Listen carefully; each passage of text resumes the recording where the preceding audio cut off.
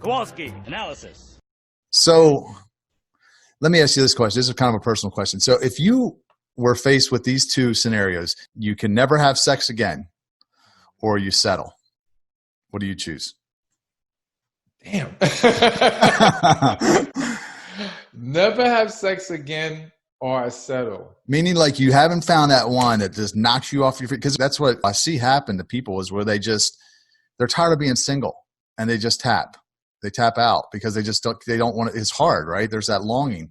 I know I've felt it in my own life where I've been tempted to just choose somebody already, you know? So what would you suggest for others? I don't know if that's a fair question.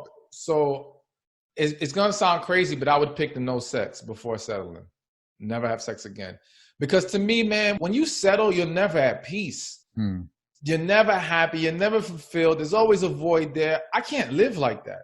Yeah. You know, going without sex, I've gone on a journey and I've been abstinent many times in my life to where, yeah, of course we want to have sex, but I can deal without sex more than I could deal with being in a situation I know I don't belong in. Especially if I know in my heart and my spirit, this is not where God wanted me to be. There's no peace in that. I can't live like that. Yeah, no, I agree. So I'll take the no sex. There's a saying, better to be single and lonely than with the wrong person and unhappy. And I 100% agree. Absolutely. So going back to God, as far as God telling you who you should date or not date, not having a list or not at least holding too firmly to that list, where's the balance between how much work you're supposed to do and how much you just kind of trust God and wait? Because I see a lot of people wait and they're not really out doing anything. Now, I know you're a proponent of online dating, or you're not against it at least.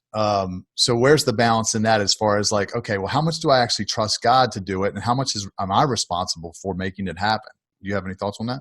Yeah. So, the trust part has to be 100%. You can't really find a balance in regards to trusting God. You either do or you don't. You're either in or you're out. There's no in between. So you've got to be able to trust him. But as far as doing your part, that goes into the trusting and learning how to pray and listen to God as far as what you need to be doing in your life.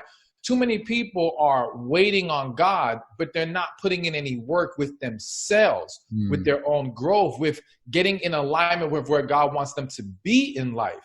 So you're not really following God in that sense. You're just saying, okay, I'm going to trust God to give it to me, but you're not following any instructions. If you look at it from a scriptural perspective, there were always instructions. It wasn't just, okay, just do what you want and I'm just going to drop you a blessing real quick. That can happen sometimes, but for a lot of the stories, not all of them, it was do X, Y, Z. Go here, you'll get this.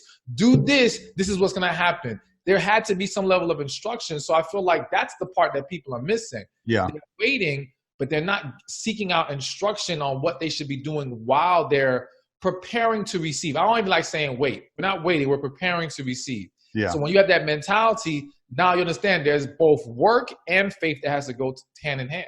Yeah, I love it. I heard somebody say one time, you should think about waiting like someone waiting on tables. You're out working, you're serving, you're hustling.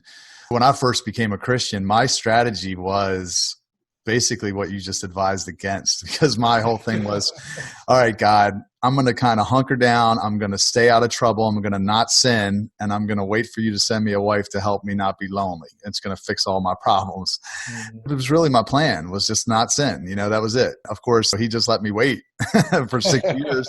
And then I backslid. And I realized when I rededicated that, no, he gave you this season of singleness because he wants something out of you. He wants you to do something with it. I really do believe that your season of singleness can be the most productive season of your life because you don't have to worry about anybody else's happiness. So you can really be a high achiever. You can get a lot of shit done when you don't have to worry about being home at a certain time or kids or all that. Yeah, absolutely agree.